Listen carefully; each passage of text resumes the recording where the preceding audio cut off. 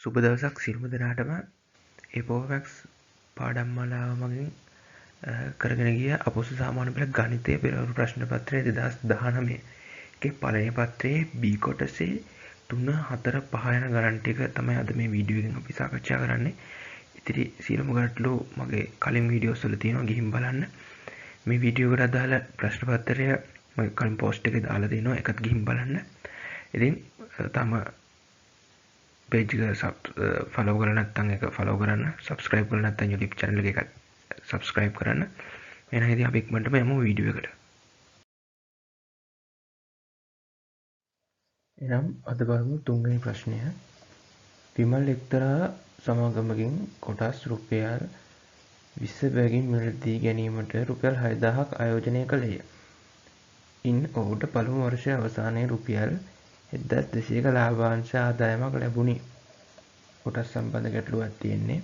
අපි කියලා තියෙනවා එක් කොටසක් රුපියල් 20ක් වෙනවා කියලා. ඉතින් බලමු මොකද පළවෙනි කොටස කියලා. සමාගම කොටසකට ගෙවන වාර්ෂික ලාභාංශය. අපි දන්නේ කීයක් කොටස් ගත්තද කියලා අපි දන්නවා ආයෝජනය කරපු ගාණයි කොටසක ගාණයි. ඉතින් මුලින්ම අපි බලමු කොටස් ගාණ හොයන්නේ කොහොමද කියලා. කොටස් ගාණ හොයන්නේ ආයෝජනය කළ ගාණ බෙදනවා කොටසක මිලෙන්. එතකොට අපිට එනවා 300යි කියලා. ඒ කියන්නේ කොටස් ගාණ 300යි. ඊපස්සේ අපිට දීලා තියෙන ප්‍රශ්නේ වසරක් අවසානයේ රුපියල් 1200ක ලාභාංශ ආදායමක් ලැබිලා කියලා. ඒ කියන්නේ මේ ලාභාංශ ආදායම ලැබිලා තියෙන්නේ කොටස් 300ටම. මට අපේ පළවෙනි කොටසෙන් අහන්නේ එක් කොටසකට. එතකොට එක් කොටසකට ලාභාංශය හොයන්නේ ලාභාංශ මුදල 1200 බෙදෙනවා කොටස් ගානට 300. එතකොට අපිට සුළු ගාම වෙනවා රුපියල් 4ක්. කියන්නේ එක් කොටසකට වාර්ෂික ලාභාංශය රුපියල් 4යි. මුලින්ම අපි කරේ කොටස් ගාන හොයනවා. ඊපස්සේ කොටස් ගාන ලාභාංශයෙන් බෙදනවා. දෙවෙනි ප්‍රශ්නය. වසරක ආදායම ලැබීමෙන් පසු ඔහු තම කොටස් වලින් යම් ප්‍රමාණයක් රුපියල් 3600කට විකුණුවේය. ඉන් ඔහුට රුපියල් 400ක ප්‍රාග්ධන ලාභයක් ලැබුණි. ඔහු විකුණු කොටස් ගන්න සොයන්නේ. එතන වෙලා තියෙන්නේ මෙයා කොටස් ටිකක් විකුණනවා රුපියල් 400ක ලාභයක්ත් තියාගෙන. ඒ කියන්නේ ගත්ත ගානට වඩා රුපියල් 400ක් අඩුවෙන් තමයි මෙයා විකුණලා තියෙන්නේ. එතකොට ප්‍රාග්ධන ලාභය රුපියල් 400යි. එතකොට අපිට අලාභයක් වුණා නම් වැඩි මුදලක තමයි අරගෙන තියෙන්නේ. එතකොට අපි බලමු විකුණු කොටස් වල මුල් වටිනාකම. ඒ කියන්නේ හරියටම යා කොච්චර සල්ලි දීලා ගත්තද? කොට එන්නේ 400 වැඩි කිරීම එකතු කිරීම 3600 රුපියල් 4000ක කොටස් තමයි මෙයා විකුණලා තියෙන්නේ 3600ට. එතකොට විකුණු කොටස් ගන්න අපිට හොයන්න පුළුවන් 4000 බෙදෙන 20. මොකද 4000 කියන්නේ එයා මිලදී ගත්ත ගාන. කොට 20 කියන්නේ එයා මිලදී ගත්ත කොටසක ගාන. තේරුණාද? එනේ රුපියල් 4000ක් වටින කොටස් තමයි මෙයා 3600කට විකුණලා තියෙන්නේ. නමුත් ඇත්තම ගාන 4000. එතකොට 4000 20ෙන් බෙදන්නේ මොකද? 20ක් ගානනේ මෙයා එක කොටසක් ගත්තේ. ඒක අපිට හොයාගන්න පුළුවන් එයාගේ කොටස් ගාන කොච්චර විකුණනද කියලා. කොටස් 200ක් එයා විකුණලා තියෙනවා. පොඩ්ඩක් හිතන්න ඕනේ මේ ප්‍රාග්ධන ලාභය මොකක්ද මේ වචනවල තේරුම කියලා. තුන්වෙනි කොටස කොටසක් විකිණීමෙන් හා වාර්ෂික ලාභාංශ මගින් ලැබුණු මුදල. කොටසක් ළඟ තබාගෙන ඉතිරි මුදල 120ක වාර්ෂික පොලියකට ණයට දුන්නේ. වසරක් අවසානයේ ඔහුට පොලිය ලෙස රුපියල් 900ක් ලැබුණි. ඔහු ළඟ තබාගත් මුදල. මේ කොටස් දෙවිදිහකට ගන්න පුළුවන්.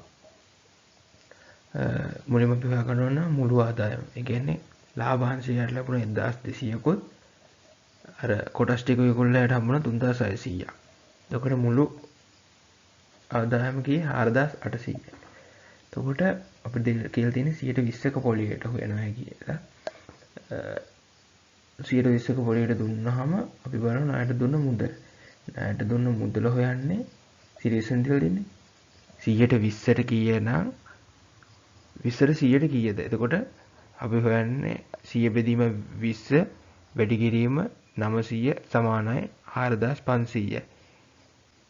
එතකොට එනවා ළඟ තබාගත් මුදල කියන්නේ මුලින් තිබ්බ ආදායම අඩු කරනවා ණයට දුන්න මුදල. එතකොට රුපියල් 300ක් වෙනවා. මේක මේ පොලිය අනිත් පැත්තට ගන්න 100ට 20 නම් 20ට කීයද කියලා තමයි හොයන්නේ මේ 4500 ගන්න. දෙවෙනි ක්‍රමය තමයි ළඟ තබාගත් මුදල n කියලා අරගෙන 4800න් n අඩු කරලා 120ක් අරගන්න ඕන. කියන්නේ ණයට දුන්න මුදල තමයි මේ 4800 ඍණ n කියන්නේ. ඒක ගාම 120න් 900 පොලි. ඒක සුළු කරාම 300ක් කියලා එනවා. මම කියන්නේ ඒකම තමයි ලේසි n කියලා අරගෙන කරන එක. ඒක අර වගේ පැටලෙන්නේ නැහැ. මොකද 120 ගන්න එක 20ට 100 ගන්නවට වඩා මේ n කියලා අරගෙන ඉවරලා 4800න් n අඩු කරලා පොලි හොයාගන්න එක ලේසි. ඉතින් මේක ගාන මම හිතන තේරුණා කියලා ඔයගොල්ලන්ට. අපි බලමු ඊළඟ ගානට.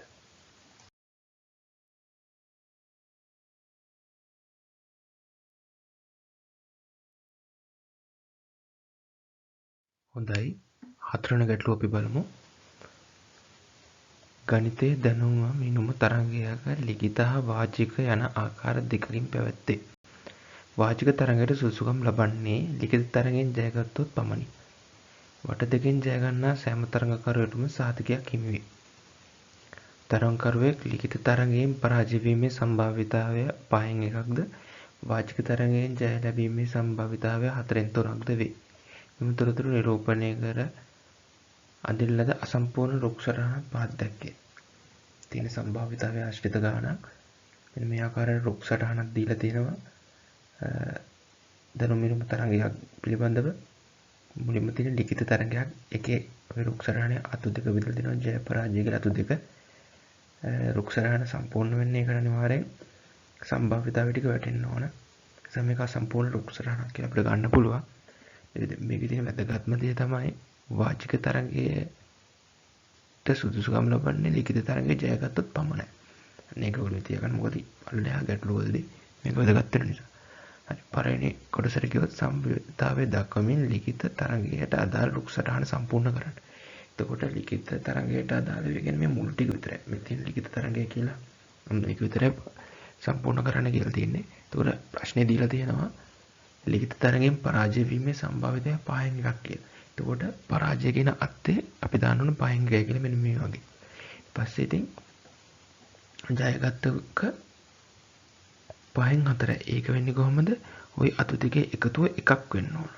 ওই අතු දෙක එකතු කරාම එකක් වෙන්න ඕන. එතකොට පරාජය වෙච්ච එක 5න් එකක් නම් ජයගත්ත එක 5න් 4ක් වෙනවා. සම්භාවිතාවයේ තීරියක් තියෙනවා. සම්භාවිතා දෙකක එකතුව එකක් වෙනවා කියන්නේ සම්පූර්ණ සිද්ධියම එකක් වෙනවා. එතකොට 5න් 4 දාන 5න් එක කියන්නේ 5න් 5 කියන්නේ එකක්. එතකොට ඒ අර්ථ සම්පූර්ණ කරා. දෙවෙනි ප්‍රශ්නය වාචික තරංගයට අදාළ සම්භාවිතාවය දක්වීම රුක් සටහන දීර්ඝ කර සම්පූර්ණ කරන්න.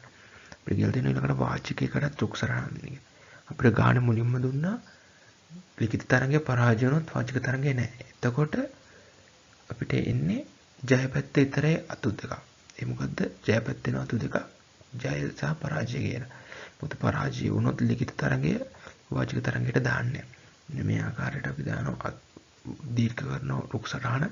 ඊපස්සේ අපිට තොරතුරු දීලා තියෙනවා වාචික චරයෙන් ජය ලබා ගන්න සම්භාවිතාවය 4න් 3යි. එතකොට වාචික තරංගය කියන අතු දෙකෙන් ජය පැත්තේ 4න් 3යි. දැන් මම කලින් ගියා දුන්න විදිහට පරාජය පැත්තට එන ගියේ 4න් 1යි. ඒ මොකද? ඒ දෙක එකතු එකක් වෙන්න ඕන. ඕනම එකක තේරුම් ගන්න එකක් අනිවාර්යද? එතකොට ඊළඟ එක හදාගන්න යන්නේ එහෙම. ඊට පස්සේ මෙන්න මේ අතු ටික අපි පිළිවෙලට මෙන්න මේ ආකාරයට ලියා ගන්න පුළුවන්. අතු වල තේරුම ජය නම් කියන දෙපාරම ජය ගත්තා නම් ඒ සම්භාවිතාවය දෙක ගුණ කරලා මෙන්න මේ ආකාරයට ලියා ගන්න එක ඔයාලා ලේසි. ජය පරාජය කියන එකත් මෙන්න මේ ආකාරයෙන් ලියා ගන්න එක ලේසි. මොකද සමහරවිට ඉස්සරහ ගැටලුවලදී ඕන වෙනවා. ලියාගෙන තියාගන්න හැමදෙස්සෙම ওই රුක් සටහනක ඒ අතු වල තේමාවන් ලියලා ඒ දෙක ගුණ කරලා ලියාගෙන තියන්න. ඒ තමයි සිද්ධිය සම්පූර්ණ සම්භාවිතාව. ඒතකොට තුන්වෙනි කොටසට ගියොත් ලිඛිත තරංගයෙන් ජය ලැබිය තරංගකාරයෙකු සහතිකේ පත්‍රයක් නොලැබීමේ සම්භාවිතාවය. එතකොට කියලා තියෙන්නේ ලිඛිත තරංගය ජයගත්තා. ලිඛිත තරංගය ජයගත්තා කියන්නේ වාචික තරංගයට එනවා. එතකොට වාචික තරංගයට ඇවිල්ලා තින්නේ ඒ සහතික පත්‍රය ගන්න. සහතික පත්‍රය ගන්න නැහැ කියන්නේ වාචික තරංගය පරාජය වෙලා. එතකොට අත්ත වෙන්නේ මේ පරාජය පැත්ත. එතකොට ඒක සම්භාවිතාවය හොයන්නේ මේ දෙක ගුණ කරලා. ඒ කියන්නේ ජය පරාජය ගුණ කරලා. කියන්නේ 5න් 4 ගුණ කිරීම 4න් 1. ඒ කියන්නේ 20න් 4යි. සමානයි 5න් 1යි. අපි අර එකපාරට ලියාගෙන තිබ්බනම් ලේසි. ජය පරාජය කියන එක 20න් 4 කියලා අපිට එකපාරටම ගන්න පුළුවන්. සම්භාවිතාවය එහෙමයි මේ අතු ගුණ කරලා තමයි අවසාන සම්භාවිතාවය ගන්නෙ. ඒකට නොලැබීමේ සම්භාවිතාවය කියන්නේ 20න් 4 කියන්නේ 5න් 1යි. ඒතර හතරෙනි කොටස දැනුම් මිනුම් තරංගයට සහභාගී වූ තරංගකරුවන් ගණන 50ක් නම් ඉන් කී දෙනෙකු සාධක හිමි කරගනී. දැන් අපි මුලින්ම අර වෙලාවේ හොයාගත්තේ සාධක නොලබන කට්ටිය. කියන්නේ පළවෙනි එක ජයග්‍රහණය කළා දෙවෙනි එක පරාජය වෙන කට්ටිය. සාධකයක් ලැබෙන්නේ දෙකම ජයග්‍රහණය කරන කට්ටිය. එතකොට ඒක හොයන්නේ උඩ අතු දෙක ජය අතු දෙක. කොට ජය වෙන්නේ 5න් 4 ගුණ කිරීම 4න් 3. ඒ කියන්නේ 20න් 12යි. ඒක සුළු කරාම 5න් 3ක් කියලා. එතකොට අපිට සම්පූර්ණම ගාන 50යි නම් 50න් 5න් 3ක් කීයද 30යි. එතකොට 30 දෙනෙක් තමයි ඒකෙන් සාධක පත්‍රයක් ලබාගෙන තියෙන්නේ. තේරුණානේ? සම්භාවිතාවය හොයාගත්තේ ජයගත්ත අතු දෙකම ගුණ කරාම වෙන සම්භාවිතාවය 5න් 3යි කියලා. අපිට දීලා තියෙන සම්පූර්ණ ගාන 50යි කියලා. එතකොට 50 ගුණ කරන 5න් 3. එතකොට එනවා 30. ඒකෝඩි තමයි ලේසි ගානක්. උක්සටහන ඒ සම්භාවිතාවය කියන ගානේ තමයි සරලයි.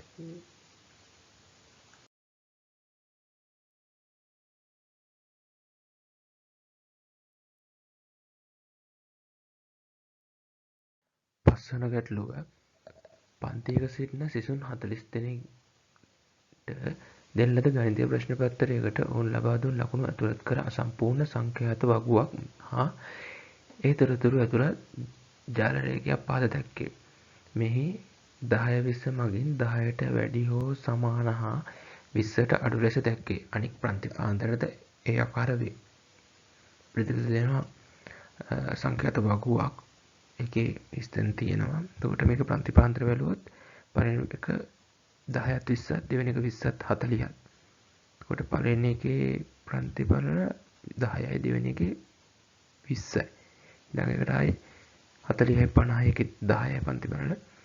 එතකොට 50යි 60යි ඊළඟ එක ඒකත් ප්‍රතිඵල 10යි ඊළඟ එක 90 60යි 90. එතකොට ප්‍රතිඵල 30ක්. මේ ප්‍රතිඵල කිව්වේ දෙක අතර වෙනස. ඉතින් බලමු අපිට මේ තොරතුරු ඊළඟට තියලා තියෙනවා ජාල රේඛයක්. ජාල රේඛය අනුව මේ ස්තන් දෙක පුරවන්න. ඕන පළවෙනි කොටස තියෙන්නේ දී ඇති තොරතුරු වශයෙන් වගුවේ ස්තන් පුරවන්න. එතකොට බැලුවොත් 10 20 අතර ඒ ස්තම්භයේ ජාල රේඛ ස්තම්භයේ තියෙන්නේ 4ට. එතකොට පළවෙනි ස්තනට එන්නේ 4. දෙවෙනි එක වෙලා කවර ප්‍රතිඵල 20ක් කියලා. එතකොට ඒක තියෙන්නේ 6 2ක්. 20යි 30යි 4 6කුත් 30යි 40යි 6කුත් තියෙනවා. ඒ දෙක එකතු 12යි. එතකොට 20යි 40යි 4 සිසුන් 40ක් ඉන්නවා. මේ සමාන 12ක් ඉන්නවා. එතකොට දෙවෙනි එක ජාල රේඛය සම්පූර්ණ කරන්න. ජාල රේඛය සම්පූර්ණ කරන්න කියලා තියෙන්නේ දැන් ඊළඟට අපිට මේ වගුව ආශ්‍රිතයෙන් ගත හැකි 40යි 50යි අතර වගුවේ තියෙන 9. එතකොට අපි ස්තම්භයක් හදමු මෙන්න මේ ආකාරය 40යි 50 අතර 9ට. 8යි 10යි 4යි මැදට තමයි 9 එන්නේ. එතකොට මේ වගේ ස්තම්භයක් දෙනවා. ඊළඟට තියෙන 50යි 60යි අතර 6ක්. 50යි 60යි අතර මේ වගේ 6කට ස්තම්භයක් හදමු. ඊළඟට තියෙන්නේ 60යි 90 අතර 9ක්. 60යි 90 අතර 9ක් වුණාට ප්‍රතිඵල 30යිනේ. එතකොට 3ෙන් බෙදන්නවා. බෙදුවාම එන්නේ 9 3ෙන් බෙදුවාම 3. 3 ගානේ. එතකොට 60 ඉඳන් 90ට යනකම් 3 ගානේ ස්තම්භය දෙන්නේ මෙහෙම පළල් කොටස් තුනකට එන්න පළල් ස්තම්භය මේ ආකාරයෙන් අදිනවා. ඊළඟට තියෙන තුන්වෙනි කොටස ජාල රේඛය ඇතුළෙන් සංඛ්‍යාත බහුවෂ්ටය. සංඛ්‍යාත බහුවෂ්ටය කියන්නේ මේ ජාල රේඛයේම තව දිගුවක්. සංඛ්‍යාත බහුවෂ්ටයක්. බහුවෂ්ටයක් කියන්නේ හැම පැත්තෙම වට වෙච්ච දෙයක්. ඉතින් ඒක අදින්නේ මේ හැම මේ ලකුණු කියන්නේ බිඳුව 10ත් අතර හරි මැදත් 10යි 20 අතර හරි මැදත් ඒව ඔක්කොම ආකරන මෙන්න මේ ආකාර 5යි 15 හරි මැදින් ගත්ත ලකුණු 5යි 15යි මෙහෙම ආකරන. ඊපස්සේ 15යි 25යි ආකරන. ආයි 25යි 35යි. දැන් එතන වෙනස් නොවුනට ඒක එහෙම මෙයා කරනවා. ආයි 35යි 45යි මෙහෙම ආකරන. ඒ කියන්නේ මේවයි ඔක්කොම එකතු වෙන්නේ. එතකොට මේ 5යි 10යි අතර එන ත්‍රිකෝණයක් තියෙනවනේ. එතනින් ආයි 10යි 15යි අතර ත්‍රිකෝණයක් තියෙනවා. ඒ ත්‍රිකෝණය අපිට ගෙනියන්න පුළුවන් 15යි 25යි අතර තියෙන මේ ත්‍රිකෝණ දෙක එකතුව තමයි අරවයි එකතුව. එහෙම තමයි මේ සංඝාත බහුවර්ෂය හදාගන්නේ. එතකොට මෙන්න මේ ආකාරයට අපිට සම්පූර්ණ කරාම එනවා රූප සටහන. එතකොට හතරවෙනි කොටස ලකුණු 40 හෝ ඊට වැඩි ලබාගත් සිසුන් ප්‍රතිශතය සොයන්න. ඒක ලකුණු 40ට වැඩි ගත්තයි කියන්නේ 40යි 50යි කියන ප්‍රතිපාදනය 50යි 60යි කියන ප්‍රතිපාදනය 60යි 90යි කියන ප්‍රතිපාදනය. ඒ ටික ඔක්කොම එකතු කරාම 24ක් එනවා. ඒක ප්‍රතිශතයක් හොයන්නේ කොහමද? අපිට කියලා තියෙන 40ට වැඩිනේ. ඒතර 40 හෝ 40ට වැඩි ගණන බෙදනවා මුළු ගානේ වැඩි කරන 100. ඒතර වැඩි ගණන 24යි බෙදනවා මුළු ගාන 40යි වැඩි කරන 100. සුළු කරාම 60යි. සංඛ්‍යා ගණන් පොඩි දෙයක් සංඛ්‍යාන විශාල ගණනක් වෙනවා දෙවෙනි කොටසට. විශාල පොඩි ගණනක් නිසා තව පැහැදිලිව මේ දෙක ආශ්‍රයෙන් බලා ගන්න පුළුවන්. තේරෙන්නේ නැද්ද? තියෙනවා නම් බලයන් කමෙන්ට් කරන් යන්න මම කියලා දෙන්නම්.